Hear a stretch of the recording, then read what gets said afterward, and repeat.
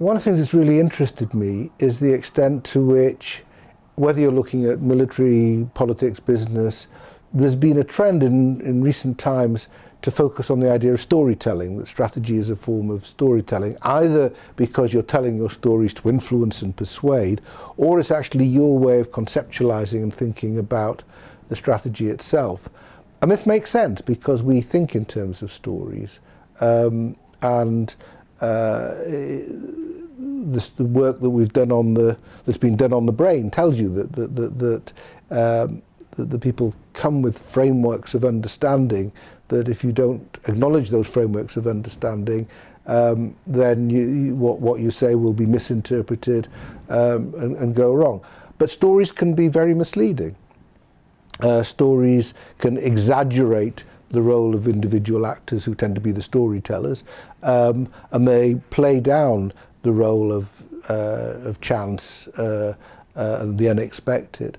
So one of the things I'm trying to do is to think through how you can use stories a bit more rigorously, a bit more reliably. I put it as scripts to take into account from the start the fact that what you want to achieve may well be frustrated, compromised, changed by what other people are trying to achieve, and how you need in your strategic thinking to anticipate this right from the start.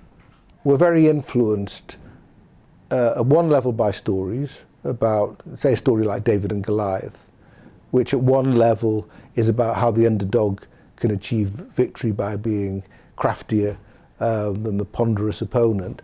But another level actually was originally about a belief in God. That was why David was successful, not because he was good with the sling.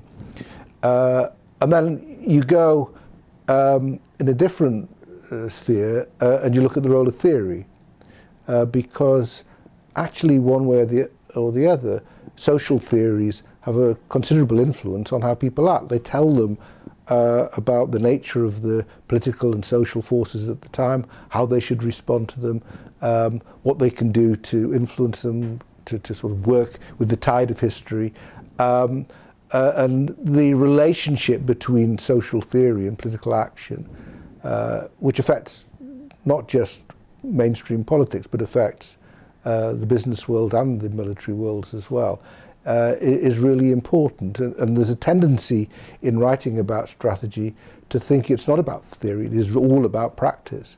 But actually practice has to be guided by something, and the interrelationship between theory and practice is really important.